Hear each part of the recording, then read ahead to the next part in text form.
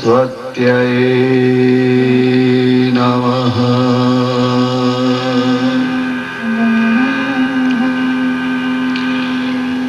नमो भगवते तुभ्यं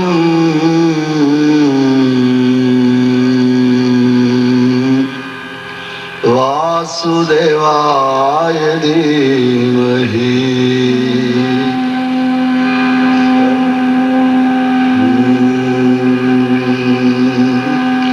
प्रद्युम्नाय अनिरुद्धाय नमः संकर्षणाय च।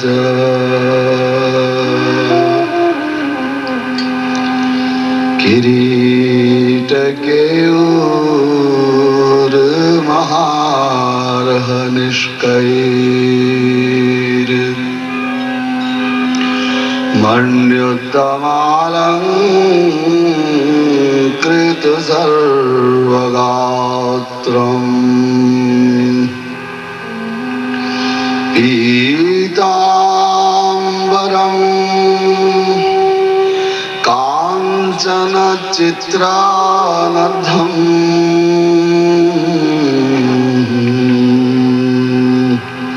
मालाधरं केशवमभ्युपैमि।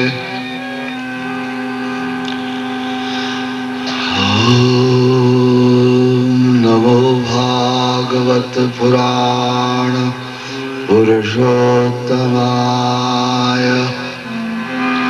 नमो वेदव्यास पराशर वाल्मीकि शुकचरण कमलेभ्यो नमः।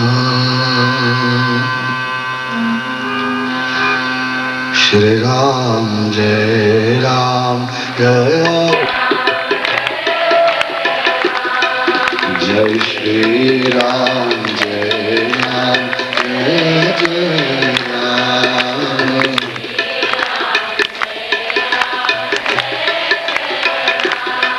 जय जय सिया राम जय सिया राम।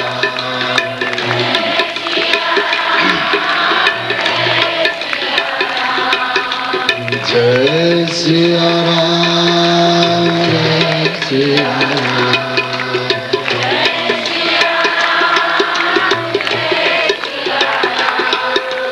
जय सिया राम जय सिया राम।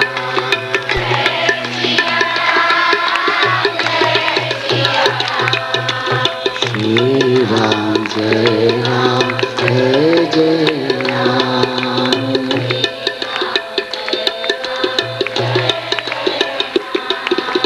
श्री राम जय राम जय जय राम।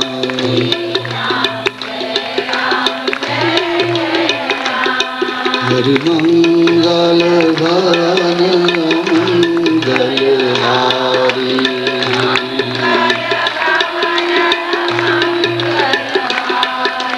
मंगल भवन मंगलहारी।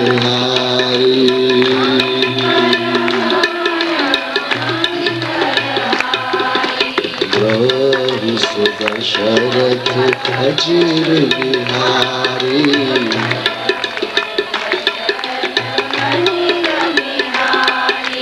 प्रभु सुदशरथ अजीर बिहारी।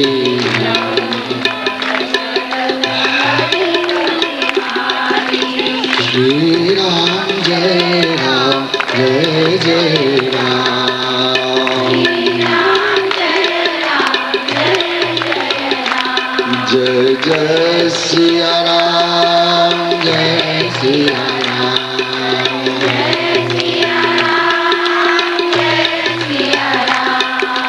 जय सिया राम जय सिया राम।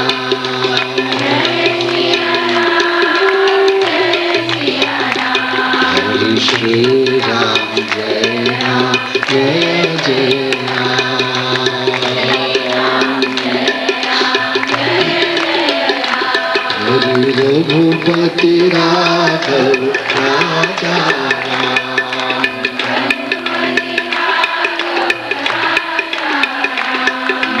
रघुपति राघव राजा राम।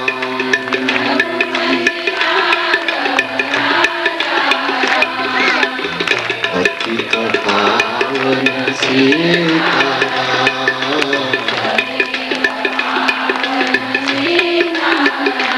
जय पतित पावन सीताराम।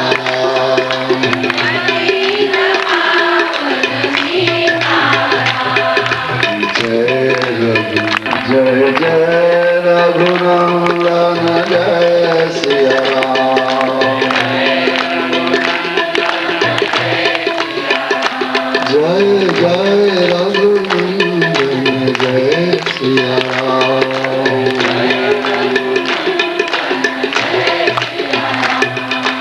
जानकी वल्लभ सीता राम जय जय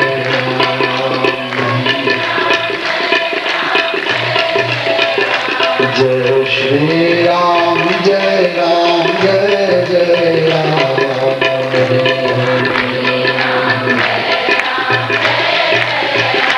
जय श्री राम जय राम जय जय राम।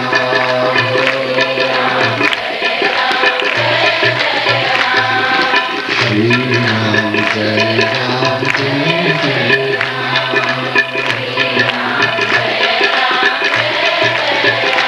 जय कौशल्या के प्यारे राम।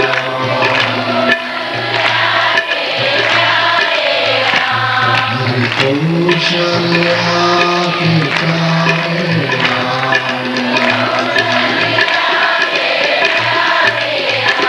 हरि दशरथ राज दुलारे राम।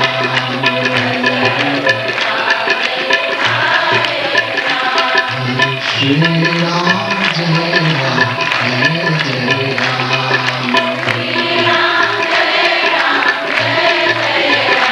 जय श्री राम जय राम जय जय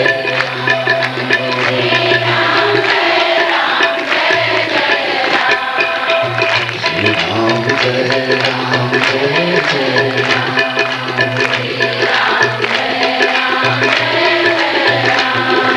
श्री राम जय राम जय राम।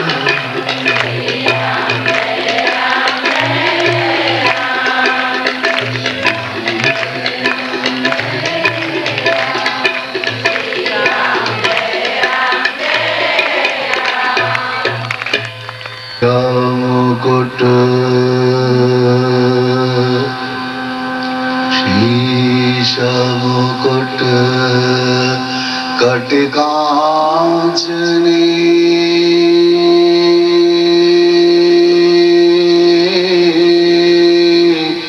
कर मुरली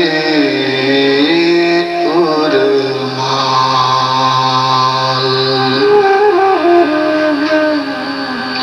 शीश मुकुट कटकांचनी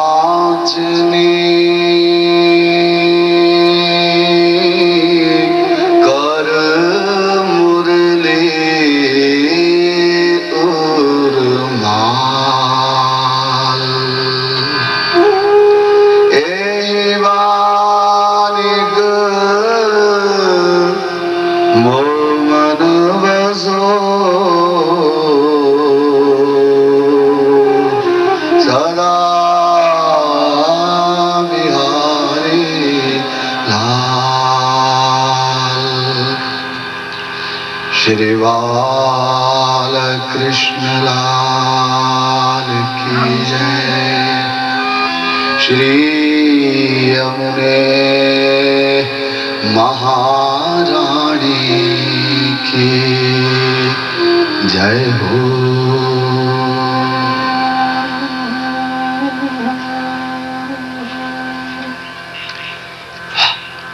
हम दूसरे स्कंद की कथा सुना रहे आपको।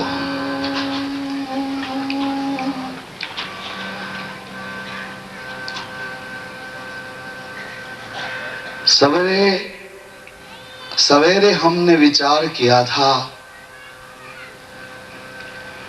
यह पहला स्कंध अधिकारी का निर्णय करता है, पात्रता का निर्णय करता है।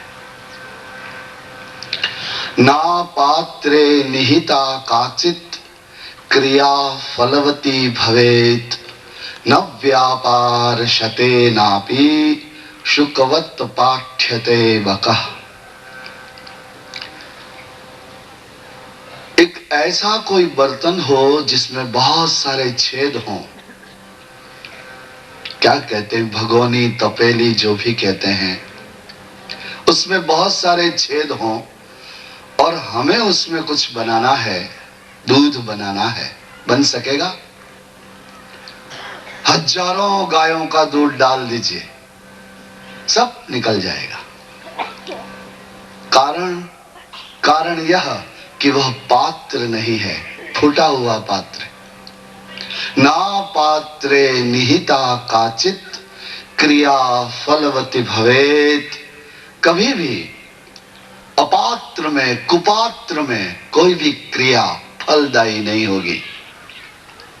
जैसे न व्यापार शते नापि शुकवत पाठ्यते बकः।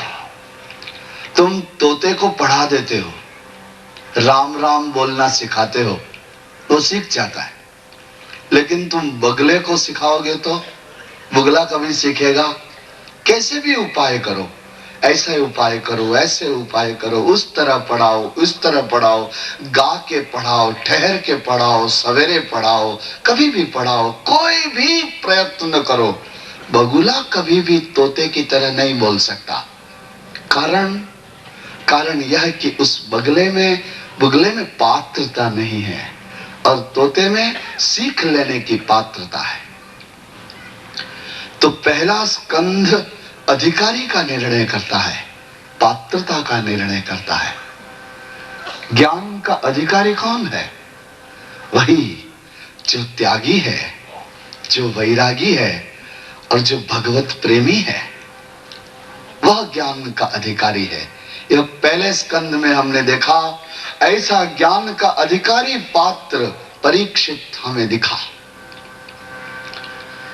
दूसरा स्कंध साधन का निर्णय करता है कि भाई साधन क्या हो सकता है, किस साधन से परमात्मा के पास जाएं। बहुत से साधन है, जप है, यज्ञ है, ध्यान है, योग है, कई क्रियाएं हैं, कई प्रक्रियाएं हैं, लेकिन सर्वश्रेष्ठ साधन क्या है? तो दूसरे स्कंध में उसका उत्तर मिल गया कि श्रवण सबसे बड़ा साधन है। सुखदेव मुनि ने क्या कहा? सुखदेव मुनि ने कहा कि तुम सुनो, मैं तुम्हें सुनाता हूं, क्योंकि तुम पात्र हो, महापौरुषिको भवान, तुम बड़े पौरुषवान हो, धर्म के संस्थापक हो, कुलवान हो, योग्य हो। तुम सुनो, मैं तुम्हें श्रीमद् भागवत सुनाता हूं। इदम भागवतम नाम पुराणम ब्रह्म संहितम। ब्रह्म को प्रकट करने वाला, हृदय में परमात्मा को प्रकट करने वाला भागवत शास्त्र सुनाता हूं, तुम श्रवण करो। सुखदेव मुनि ने जप नहीं बताए, यज्ञ नहीं बताया, दान नहीं बताया, ध्यान नहीं बताया, कोई भी साधन नहीं बताया। कहा 7 दिन में सुनने से तुम्हें भगवान में प्रेम हो जाएगा।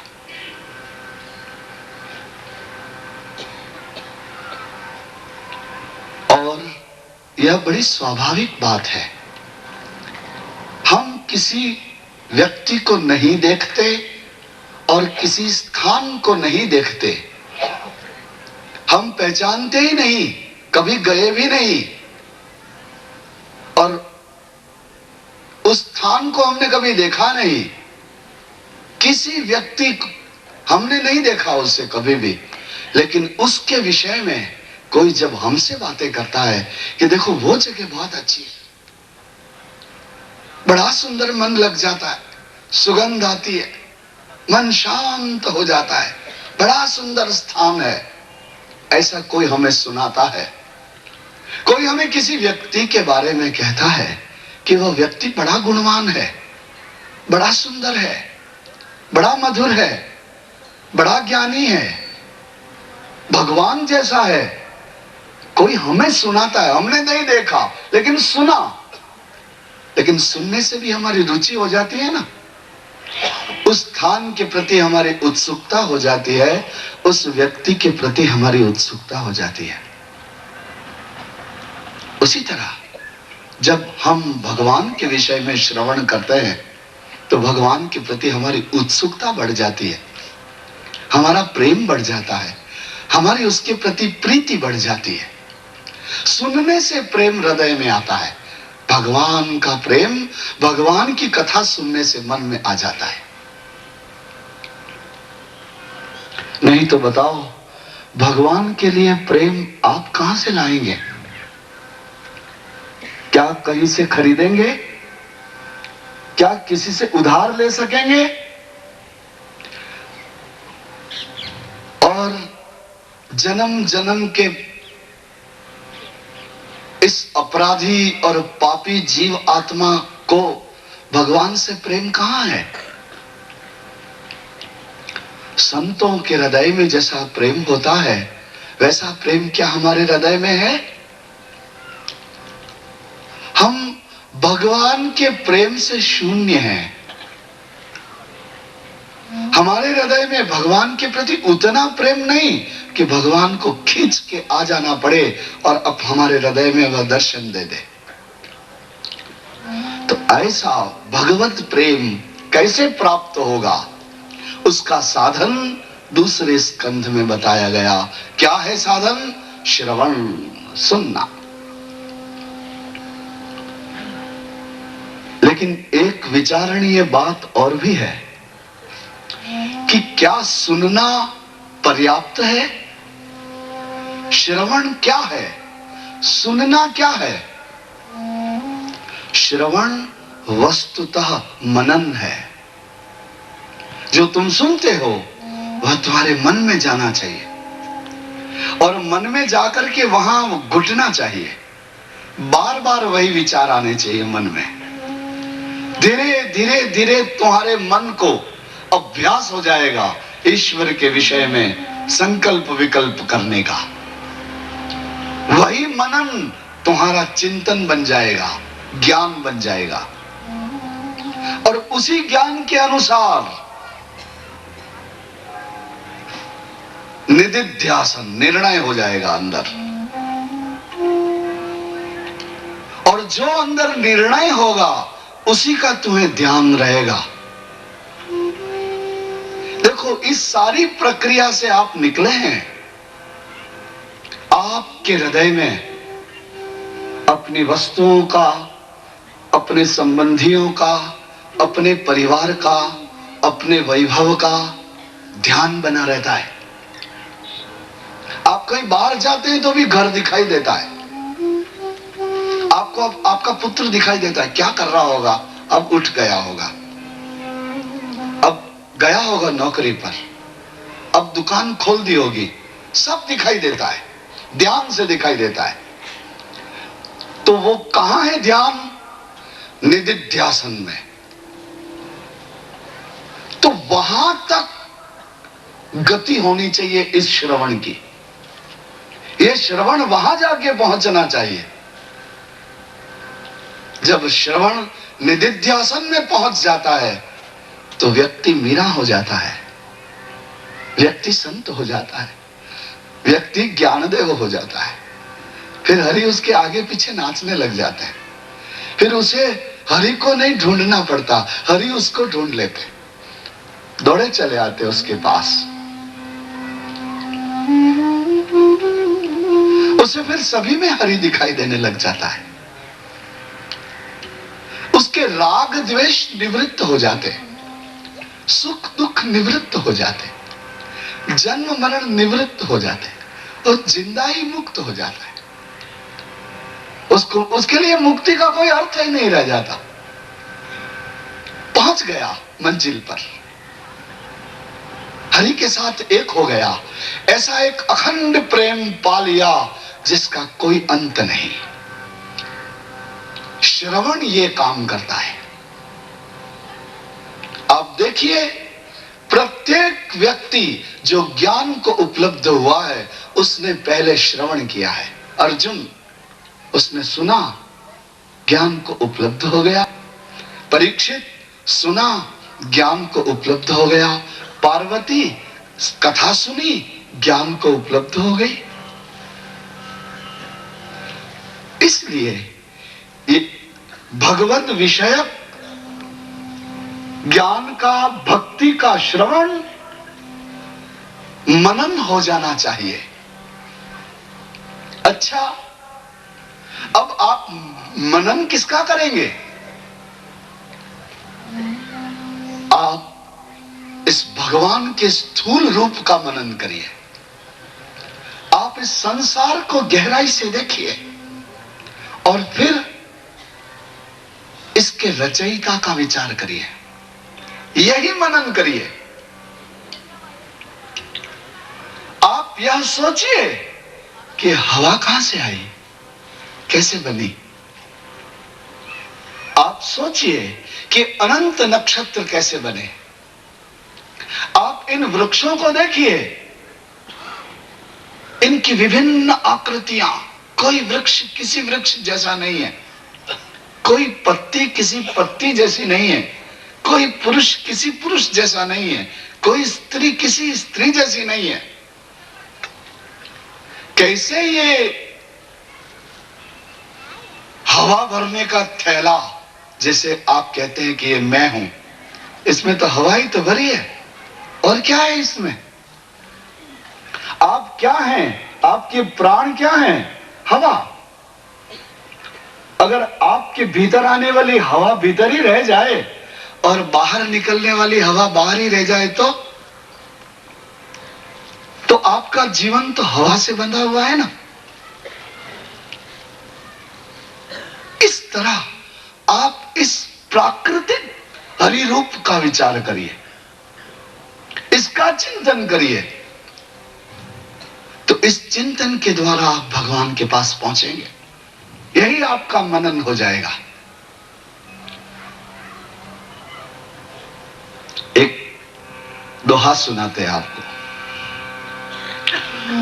10 द्वारे का पिंजरा, उसमें पंछी पौन।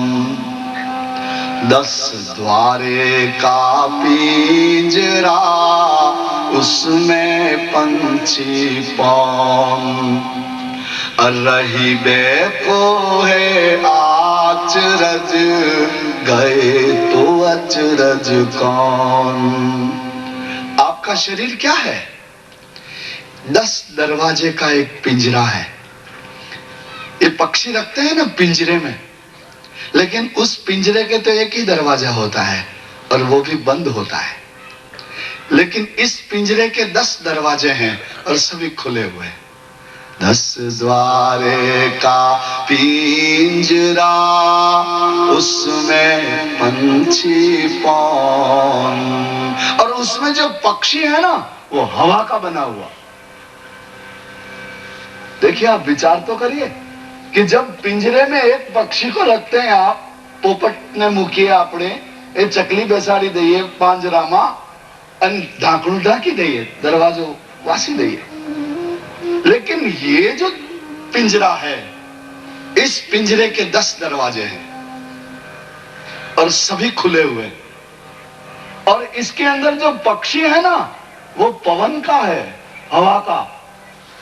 अब बोलो, इस खुले हुए दरवाजों में ये हवा का पक्षी रहता कैसे है? इसी का आश्चर्य है। निकल जाए तो क्या आश्चर्य है? दरवाजे 10 हैं, कहीं से भी निकल सकता है। 10 द्वारे का पिंजरा, उसमें पंछी पौन। रही बेको है आचरज, गए तो अचरज कौन। निकल जाए तो क्या पता लगेगा? क्या तुम इसको निकलते हुए रोक सकोगे? अगर तुम्हारी निकली हुई श्वास वापस न आए तो तुम क्या करोगे? कुछ है विधि? कहीं से भी निकल सकते हैं, आंखों से भी निकल जाता है, कानों में से भी निकल जाता है, नाक में से भी निकल जाता है, मुंह में से भी निकल जाता है। इसलिए अपने अस्तित्व का विचार करिए और इस सृष्टि का विचार करिए। इस विराट भगवान की सृष्टि का मनन आपको भगवान के पास पहुंचाता है। यही इस दूसरे स्कंध का सार है। पहले स्कंध में पात्रता बताई गई, दूसरे स्कंध में साधन बताया गया। क्या साधन बताया गया? भगवान के स्थूल रूप का चिंतन करिए, इन पर्वतों का चिंतन करिए, इन वृक्षों का चिंतन करिए, इस अनंतता का चिंतन करिए, इस आश्चर्यकारी उगने वाले सूर्य का चिंतन करिए, अवश्यमेव आती हुई रात का चिंतन करिए, इन ऋतुओं का चिंतन करिए, आकाश से बरसने वाले पानी का चिंतन करिए, बहती हुई नदियों को देखिए। देखिए यहां विभिन्न प्रकृति और विभिन्न आकृतियों के दर्शन करिए। इस स्थूल सृष्टि का विचार करने से व्यक्ति भगवान के पास पहुंचता है। क्यों? क्योंकि सृष्टि कोई और नहीं, भगवान का ही रूप है। दूसरा स्कंध आपको साधन बताता है। आइए, दोपहर को हमने जहां कथा को विश्राम दिया था वहां से पुनः प्रारंभ करें। आइए, एक बार मुझ पर कृपा करिए, बड़े प्रेम से हरि नाम गा लीजिए। आइए। कुंज में विराजे घनश्याम राधे राधे, कुंज में विराजे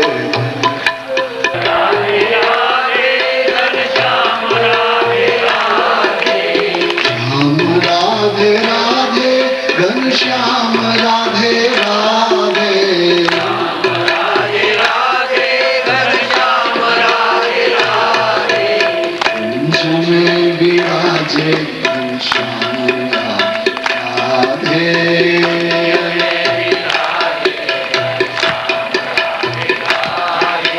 कुंज में विराजे घनश्याम राधे राधे,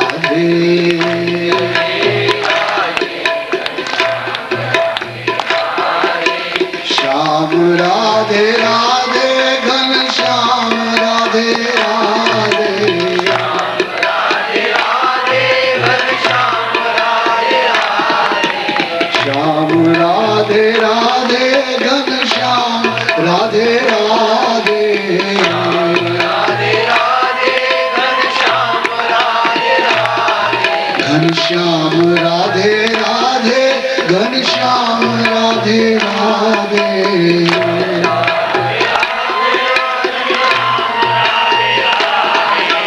कुंज में विराजे घनश्याम राधे,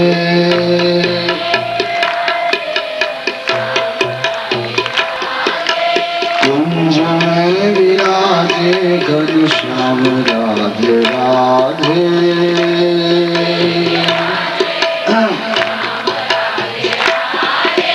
श्याम राधे राधे घनश्याम राधे राधे,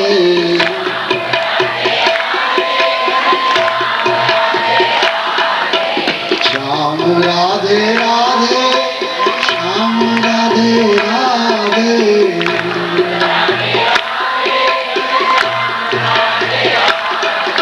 श्याम राधे राधे घनश्याम राधे राधे,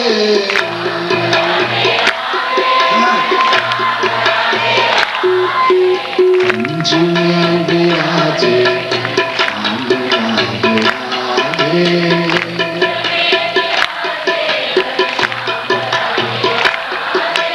कुंज में विराजे घनश्याम राधे,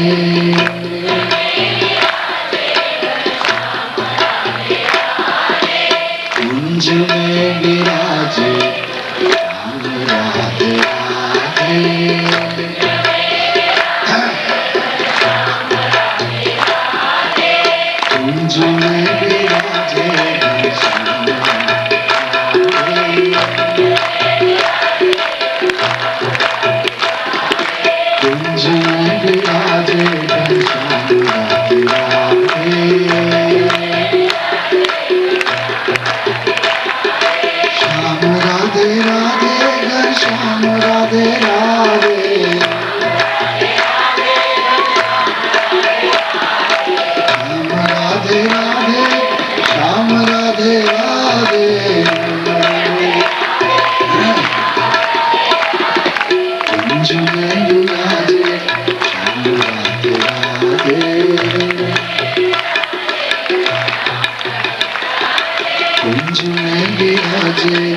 राधे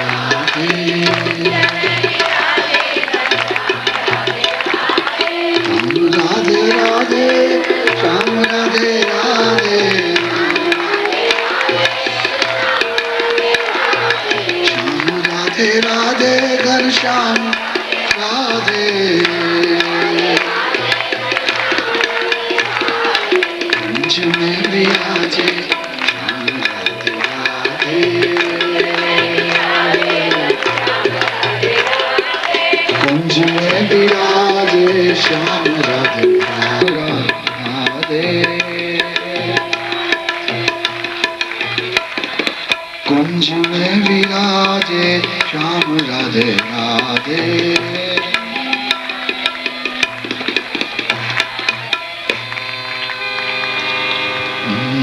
बाल कृष्ण लाल की।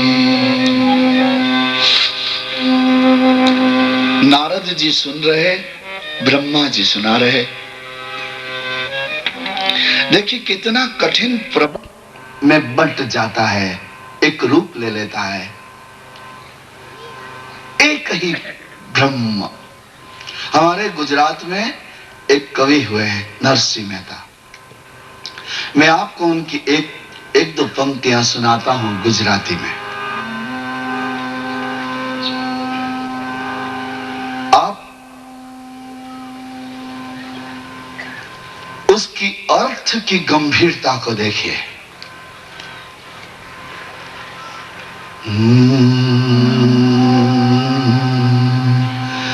जागीने जो तो जगत दीजे नहीं, ऊग माट पटा भोग भासे। जागीने जो तो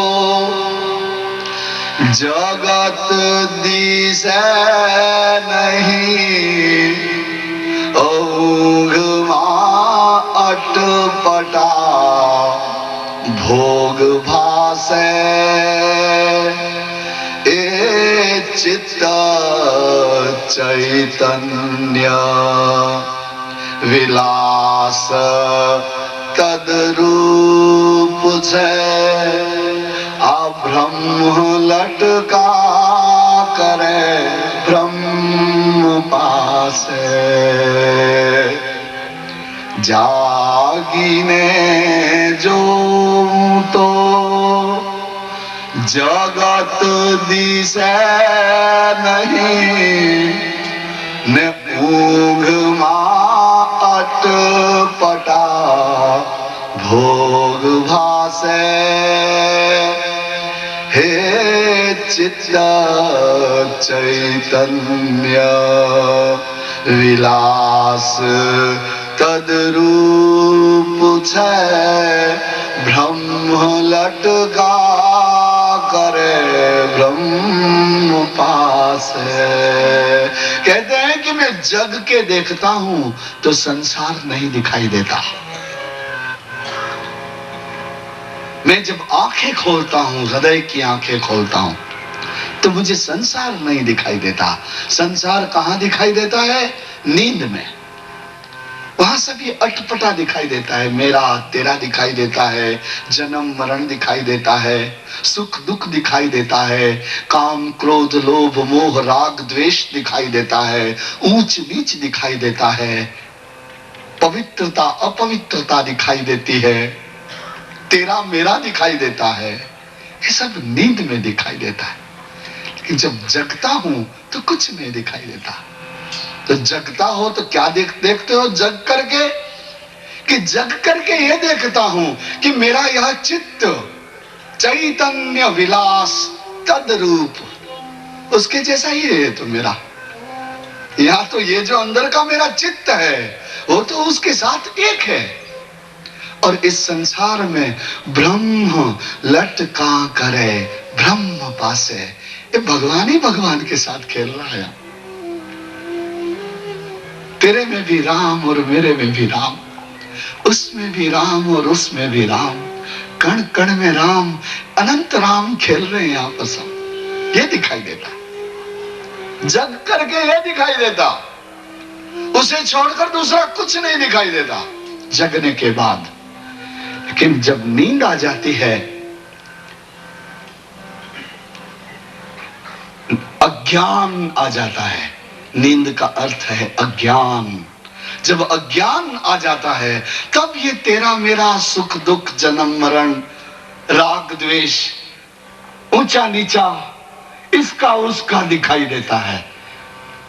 लेकिन जगने के बाद तो ये दिखाई देता है कि तुझ में भी वही, मुझ में भी वही, उसमें भी वही, वहां भी वही, वहां भी वही, वहां भी वही, एक ही अनंत रूप, ऐसा दिखाई देता है। नारद जी ने कहा कि पिता बहुत सुंदर, आपने एक ब्रह्म से यह अनंत सृष्टि हुई ये कथा सुना दी। अब मेरा आपसे पूछना यह है कि ये ज्ञान आपको कैसे मिला? जो आपने मुझे सुनाया, आपने किससे सुना? क्योंकि ज्ञान परंपरा से आता है, गुरु परंपरा से ज्ञान आता है, गुरु देते हैं ज्ञान। तो आपके कौन गुरु? आपने मुझे जो कुछ सुनाया, आपने कहां सुना, किसने सुनाया? ब्रह्मा का हृदय भराया।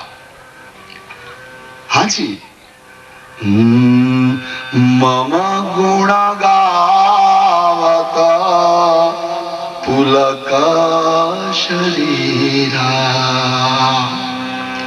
मम गुण, राम कह रहे हैं, भक्त के लक्षण बता रहे हैं। रामचंद्र खुद स्वयं भगवान अपने भक्तों के लक्षण बताते। मम गुण गावत पुलक शरीरा। मम गुण गावत पुलक शरीरा। गद गद कंठ नयन बहरीरा।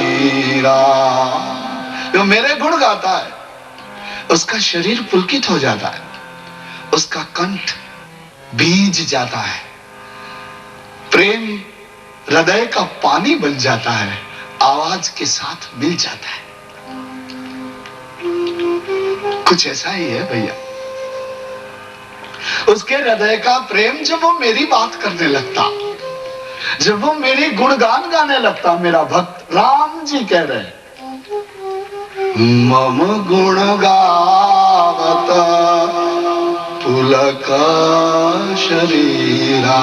उसके रोम रोम खड़े हो जाते, परमानंद उसके मन में समाता नहीं, इन छिद्रों में से निकलना चाहता है। जब भर जाता है तो छलकता है ना।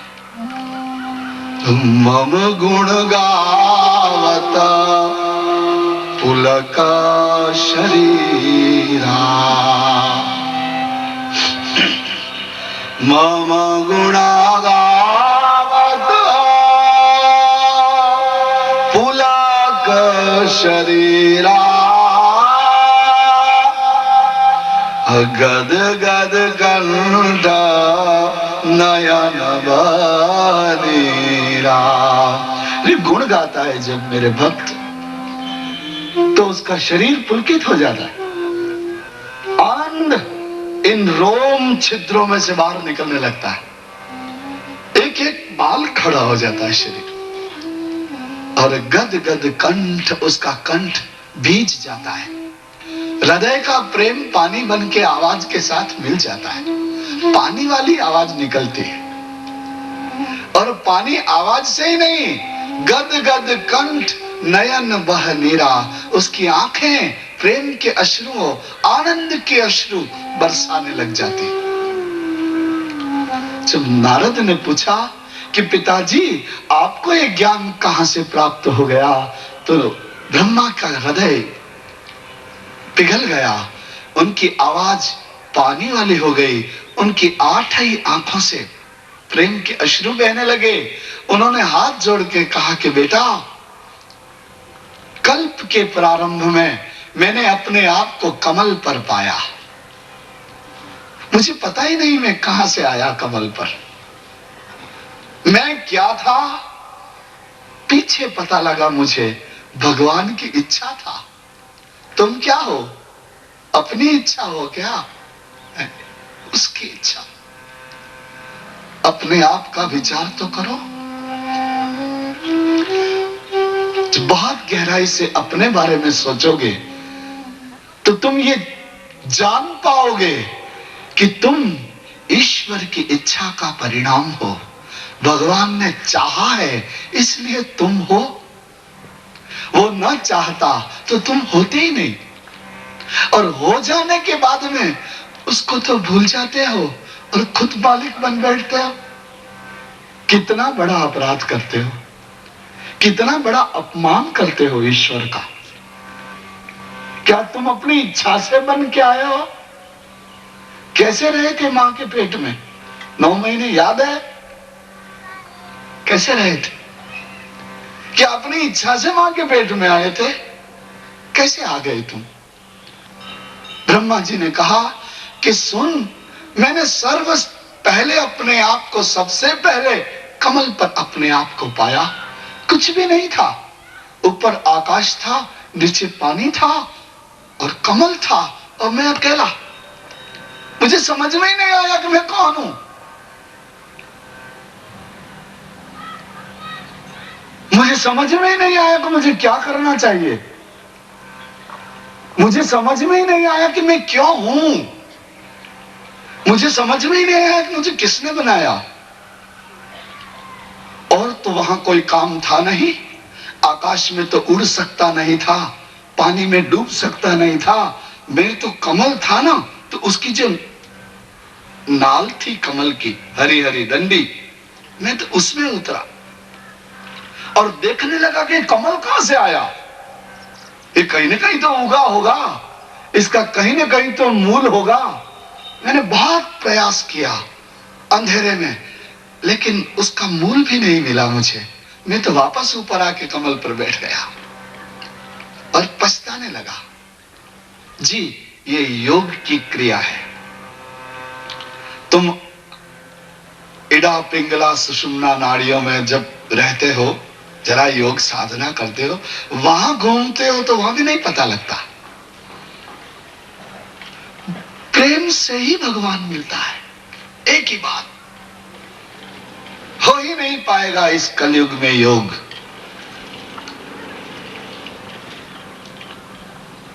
मैं पुनः कमल पर आ गया और सोच में पड़ गया क्या करूं। तब मैंने एक शब्द को 2 बार सुना, तप करो ऐसा सुना। इसलिए मैं तपस्या करने लगा। मैंने अपनी इंद्रियों को और अपनी उत्सुकता को समेट लिया, एकाग्र हो गया। अनंत काल तक मेरी एकाग्रता फलीभूत हुई और मुझे नारायण के दर्शन हुए। ऐसे सुंदर शेषनाग के पलंग पर सोए हुए थे, लक्ष्मी सेवा कर रही थी। बड़े दैदीप्यमान, बड़े दिव्य, दर्शन करने मात्र से हृदय में परमानंद, आनंद, ब्रह्मानंद आ जाता। ऐसे दर्शन भगवान के हुए।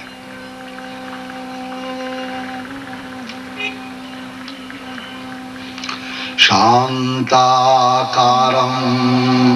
भुजगशयनं पद्मनाभं सुरेशं विश्वाधारं गगनसदृशं मेघवर्णं शुभांगं लक्ष्मीकान्तं कमलनयनं योगविद्यानुगम्यं वंदे विष्णु भवभयहरं सर्वलोकैकनाथं। ऐसे शांताकार, गगन सदृश। क्या इस आकाश को काटा जा सकता है, 2 भागों में विभाजित किया जा सकता है? नहीं। ऐसे विशाल, विराट, एक रूप, ऐसे भगवान के दर्शन किए। बड़े धीरे धीरे हंस रहे थे नारायण, मुस्कुरा रहे थे। अमृत वर्षिणी उनके बड़ी बड़ी आंखें, कमल जैसी खिली हुई गुलाबी गुलाबी। उन्होंने मुझे देखा, देखते ही मेरी तो आंखों में प्रेमाश्रु आ गए। मैंने उनके चरणों में प्रणाम किया। भगवान ने अपना कर कमल मेरे कंधे पे रखा, मुझे आश्वासन दिया और कहा कि ब्रह्मा, तुम मेरी इच्छा हो, तुम मेरे ही रूप हो। इस सृष्टि के सृजन के लिए मैंने तुम्हारा सृजन किया है। तुम मेरे द्वारा सृजे गए हो, तुम सृजन किए गए हो। अब तुम मेरी आज्ञा के अनुसार सृष्टि का सृजन करो। ब्रह्मा जी कहने लगे कि ये बेटा नारद, मैंने उनकी आज्ञा का स्वीकार किया और भगवान ने मुझे कथा सुनाई, भागवत सुनाई। ये पहले पहले भागवत हुई जिसके 4 मंत्र थे, उसे चतुश्लोकी भागवत कहते हैं। भगवता प्रोक्तम भागवतम, जो भगवान ने कही वह भागवत। ये 18,000 श्लोक तो पीछे से विस्तृत हुए। जैसे एक बीज में से बहुत बड़ा वृक्ष निकलता है, एक गुठली होती है आम की, उसमें से एक बड़ा वृक्ष निकलता है, कई डाल हैं, अनंत पत्तियां, अनंत फल जैसे होते हैं, वैसे ही ये 4 मंत्र बीज हैं, बीज मंत्र है ये भागवत के।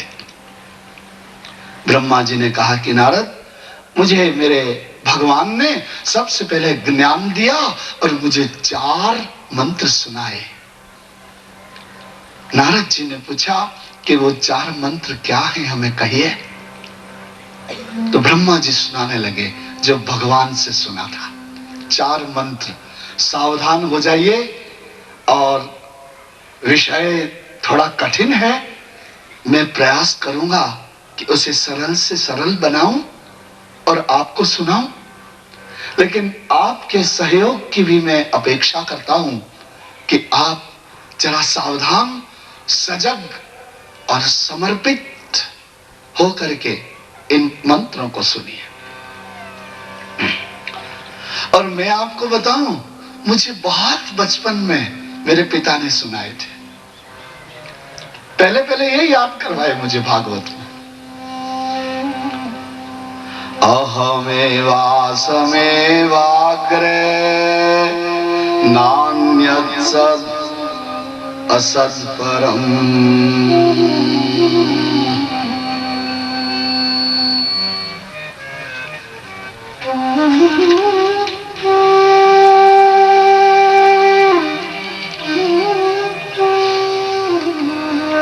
ब्रह्मा जी ने कहा कि बेटा, भगवान ने मुझे इस तरह सुनाया, अहमेवासमेवाग्रे नान्यद्यत् सदसद्परम् पश्चादहं यदेतच्च यो वशिष्येत सोऽस्म्यहम्। भगवान ने कहा कि ब्रह्मा, जब कुछ भी नहीं था तब मेरा ही अस्तित्व था। मैं ही सच्चिदानंद घन व्यापक ब्रह्म आदि अनादि था। मैं सब कुछ है तो मैं ही हूं, और जब सब कुछ नाश हो जाएगा, कुछ भी नहीं रहेगा, तब जो शेष रहेगा, जो बचेगा, वो मैं ही होऊंगा। मैं आदि मध्य और अंत में व्यापक हूं, सर्वत्र हूं, सदा काल हूं, अविच्छिन्न हूं, एक हूं, अखंड हूं, अनंत हूं और असीम हूं। मैं ही था, मैं ही हूं और मैं ही रहूंगा। ईश्वर के संबंध का सबसे पहला ज्ञान यही है। भगवान के विषय में विचारते समय यही बात विचारनी रही। जब कुछ नहीं था तो भगवान ही थे, अभी सब कुछ है तो भगवान ही इसके कारण है। उनकी सत्ता के बिना तो हो ही कुछ नहीं सकता, और जब कुछ नहीं होगा तो भी वही होंगे। दूसरा मंत्र सुनाया, ऋतेर्थम यद प्रतीयेत न प्रतीयेत चात्मने तद विद्यादात्मनो मायां यथा भासो यथा तमः। जो पदार्थ रूप में दिखाई देता है लेकिन आत्मा में नहीं दिखाई देता, वह माया है। माया का अर्थ क्या होता है? जो नहीं है और है उसे माया कहते हैं। कहते हैं माया में फंसा हुआ जीव है, माया में फंसा हुआ जीव है, ऐसी बातें करते हैं ना लोग। तो क्या होती है माया? किसे कहते हैं माया? अविद्या का नाम माया है। जो है ही नहीं वो पूर्ण सत्य लगे उसे माया कहते हैं। जैसे सपना होता है क्या? तुमने सपना देखा तो सपने में तुमने देखा कि तुम तो राजा के महल में बैठे हुए हो और रानियां सेवा कर रही तुम्हारी, चांदी की थालियों में भोजन ला रही है रानियां, दास दासियां तुम्हारे लिए सुंदर वस्त्र ला रहे हैं, मंत्री लोग तुम्हारे लिए सोने हीरे मोती के हार ला रहे हैं। ये तुमने सपने में देखा।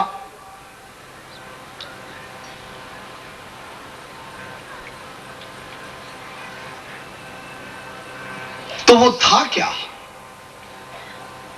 था जो खुद तुम देख रहे थे वो था? नहीं था। लेकिन जब तुम सपना देख रहे थे तब तुमको ये पता था कि ये झूठा है? नहीं, क्योंकि सपने में सपना झूठा नहीं लगता। सपना झूठा कब लगता है? जब तुम जग जाते हो। जगने पर पता लगता है कि मैंने जो देखा था वो कुछ भी नहीं था। न महल था, न रानियां थी, न हीरे के हार थे, न चांदी की थालियां थी, न भोजन था, न वस्त्र थे, कुछ भी नहीं था। लेकिन ये पता तुम्हें कब लगा? जब तुम जगे तब। लेकिन जब तुम्हारा सपना चल रहा था तब क्या तुम्हें पता था कि ये महल झूठा है? तो जो था ही नहीं वो उस समय कितना सच्चा लग रहा था। ये माया है। जैसे तुम कहते हो कि ये मेरा पुत्र है, तो क्या अगले जन्म में तुम्हारा पुत्र था? क्या आने वाले जन्म में वही रिपीट होगा? क्या वापस वही पुत्र बन के आएगा? क्या वापस तुम यही शरीर पाओगे? क्या वो तुम्हारा पुत्र था ही कब कि आज हो सकता है? तो ये सारे संबंध होते ही नहीं, लेकिन हमें कितने सच्चे लगते हैं। यही माया है। क्यों? क्योंकि तुम्हारी आत्मा के कोई पुत्र हो ही नहीं सकता। तुम तो सत्य चित्त घन चैतन्य ब्रह्मरूप चैतन्य आत्मा हो। तुम्हारा मुख्य रूप यह है। तुम यह शरीर नहीं हो मिट्टी के। तुम आंख कान नाक मुंह हाथ पांव भी नहीं हो। जो तुम हो उसका जन्म ही नहीं है। जो तुम हो उसकी मृत्यु भी नहीं है।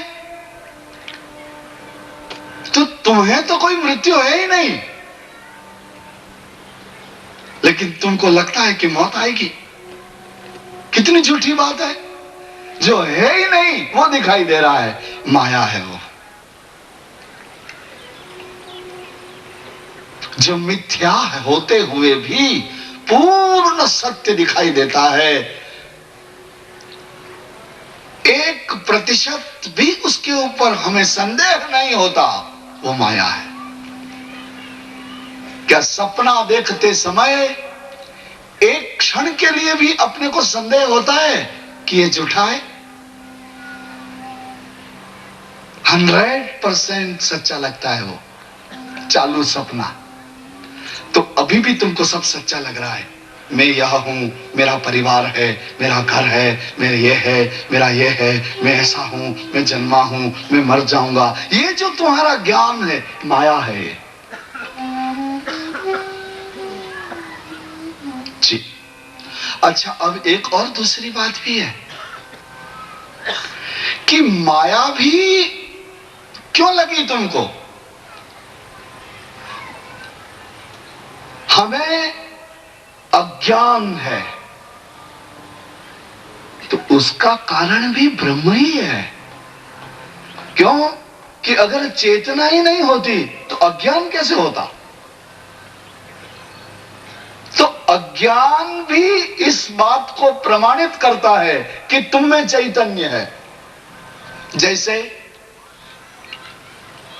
जैसे अंधेरा कैसे होता है? अंधेरा किसको पूछूं मैं, बोलो? सब चुप बैठे हुए। अच्छा, मैं तुमको पूछता हूं, रोशनी कैसे होती है, प्रकाश कैसे होता है? सूर्य से। सूर्य, रोशनी का कौन कारण है? प्रकाश का कारण कौन है? सूर्य। तो अंधेरे का कारण कौन है? सूर्य। क्योंकि सूर्य का नहीं होना अंधेरा है और सूर्य का होना रोशनी है। तो अंधेरा भी सूर्य के कारण से ही है और उजाला भी सूर्य के कारण से ही है। तो अगर जीव को अज्ञान है तो उसका कारण भी चैतन्य ही है। तुम्हें जो अज्ञान और मोह और ममता हो रही है, मेरा मेरा मेरा जो हो रहा है ना, वो तुम्हारे चेतना के कारण से ही ना। अगर तुम्हारे इस मिट्टी के शरीर में चैतन्य ही नहीं हुआ तो मेरा मेरा कौन करेगा? इस दृष्टि से भी यह निश्चित हो जाता है कि तुम्हारे भीतर उसी ब्रह्म का अंश है। इसे माया कहते हैं। ऋतेर्थम यत् प्रतीयेत न प्रतीयेत चात्मनि तद विद्यादात्मनो मायां यथा भासो यथा तमः। जो वस्तु रूप में दिखाई देता है, आकार के रूप में दिखाई देता है, प्रकृति के रूप में दिखाई देता है, हरि नारायण